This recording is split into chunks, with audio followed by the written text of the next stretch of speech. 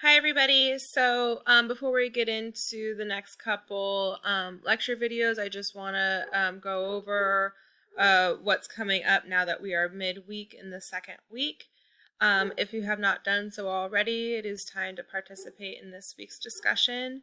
And so it's a lot better to participate a little bit earlier in the week. So by tomorrow or Saturday would be best. And then you have time to respond by the due date to two other students on September 8th, by 11:59 p.m. We do have lab assignments. So like I mentioned in the last video, we have managing geospatial data, which is due September 8th, this coming Tuesday by 11:59 p.m. And you will be needing all of the ArcGIS software to be able to complete that activity. And then we actually do have a second lab assignment. This module, I apologize if that was not clear. And so because that might not have been totally clear, I extended the deadline to the following week. And so normally it would have been due on September 8th, but now I'm having it due September 15th. It's a pretty easy assignment. It's only a 2-hour activity, so you should have plenty of time to complete it over the next 2 weeks, along with the other assignments that are going to be due for this module, and then the module that starts next week as well. Okay, so by the end of the week, you'll also need to complete the Module 1 quiz.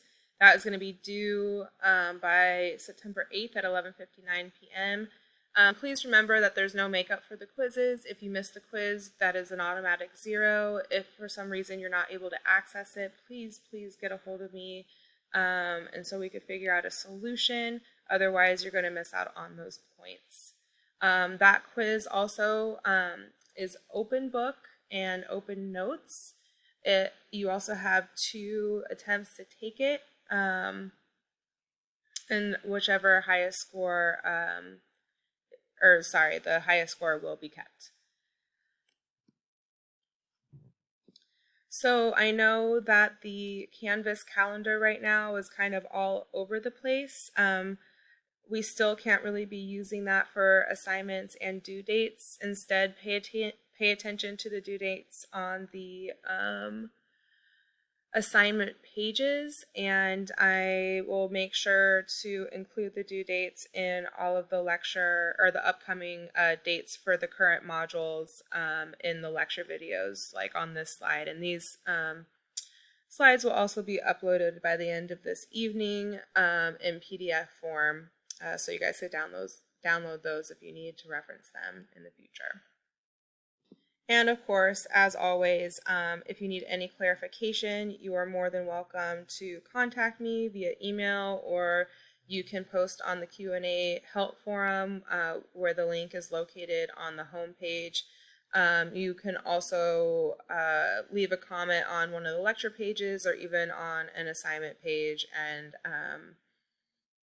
I will do my best to respond within 24 hours.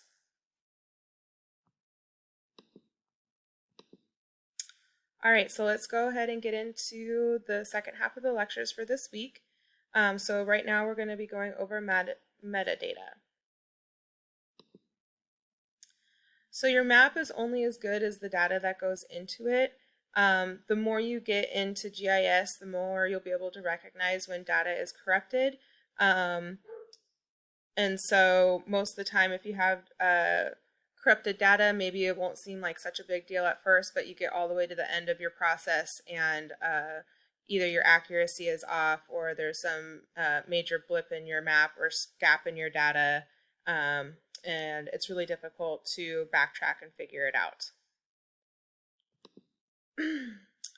So in the text, accuracy is defined as the degree to which information on a map matches true or accepted values. It is the measure of truth or correctness. Precision is defined as the exactness of measurement. It represents the level of detail, measurement, repeatability, or the meticulousness of description. Sometimes accuracy improves with precision, but a high degree of precision should not be an automatic indicator of accuracy. We can look at the example of the coastline paradox, which is an observation made by the famous mathematician Lewis Fry Richardson. Think about the California coastline, for example. With all of the bays and coves and inlets, it is almost impossible to measure the length of it, no matter how many resources you may have. There will always be another feature to measure around. In geospatial data, there's an inherent uncertainty and error that is always present. There are two types of error, human error and spatial error. Human error is much easier to understand and account for. Anything that a human records is subject to error, even when scientists operate in a controlled environment. Spatial error, on the other hand, sometimes called positional error, is a lot harder to detect.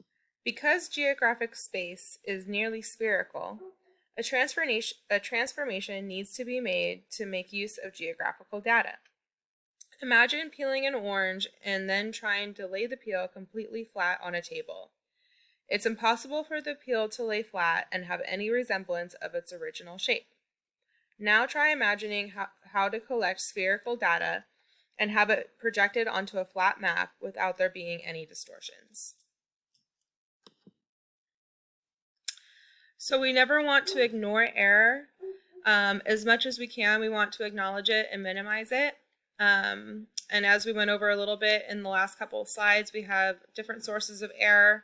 The positional, which can be incorrect, imprecise location.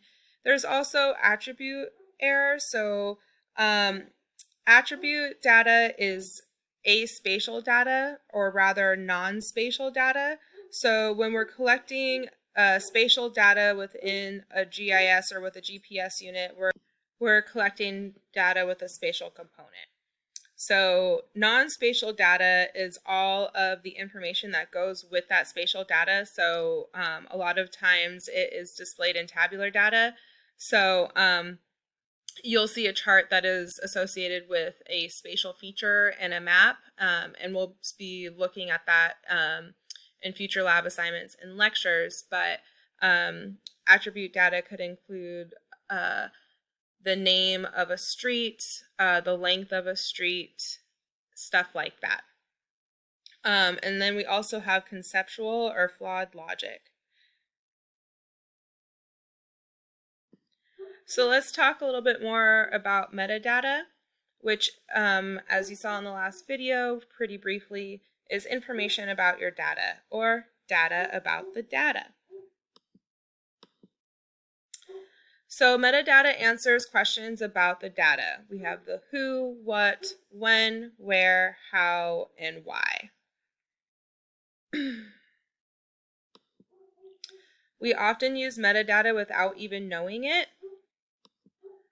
Metadata appears all over our daily lives. So we can use food labels as an example. If we just had empty cans, we would have no idea what was inside of it. Imagine opening up a can of what you thought was ravioli and having it be tuna. Another example, of course, is this noodle packet. And so you have not only the directions of what to make, but all the nutritional value, the ingredients, etc. Even when we're looking at pictures, the caption would be the metadata for that picture. And then, if we're thinking about literature, a book description is going to be the metadata for the book. So we could see here in this slide, it has the title, author, subjects, notes, context, summary, etc. So all of that information that you need to know about that book is located right there. So when we're looking at metadata for maps, a lot of the times it'll look really similar to this. And so we have different kinds of information all broken down here, and most of the time anything that you want to find about that data, including the metadata author, the responsible party, contact info, stuff like that, hopefully will be in whatever data layers that you're acquiring. There's a lot of reasons to care about metadata. It really helps to manage data resources. It documents personal contributions. You always want to make sure that you're giving yourself or your organization credit, especially if you're collecting the original data. It fields fewer data inquiries, and it allows you to find new data sources as well. Sometimes when you're collecting data, it'll be necessary to source or cite another author or a location where similar data is found. So it could be a really good way to network as well. It's a good way to preserve data investments, and it really helps with better data transfer and distribution. So it really helps when you're sharing data between organizations or between each other, you know, where that data is coming from, who sourced it, and all the information that goes along with it. So properly documenting a data set is the key to preserving its usefulness. There is a standard of the way metadata should be written out. You know, just like MLA format, there is a standard format that metadata should be in as well. And so this is an example of the Mass GIS. And so it just goes over all the different, like, really important information, and then it goes down to stuff that might not be as important. When we're creating metadata in ArcMap, it goes along that GIS mass data format, so it's pretty easy to edit and to fill in, and you always want to make sure that you create or update your metadata anytime that you create new data, or if you change data that you've already created. Again, this just really helps with consistency and knowing exactly what you're looking at. It can be really frustrating when you open up a data layer and look at the metadata and there's almost no information there to tell you how it was created or what it is even displaying. So we'll go over a few different ways that metadata is helpful. So it's helpful for data creation. It helps avoid duplication. It helps share reliable information. It can help publicize efforts, and it really does reduce your workload. It's really helpful for organizations. It helps to protect investment in data, create an institutional memory, counter personal changes, allow sharing of data with other agencies. It saves time and money and limits potential liability. It's also really great for data users from the other end. It facilitates understanding, focuses on key elements, it enables discovery inside and outside of organizations, it helps define data of interest, determine data usefulness, and determine data access. So to wrap all of that up, properly documented data provides vital information to interested parties.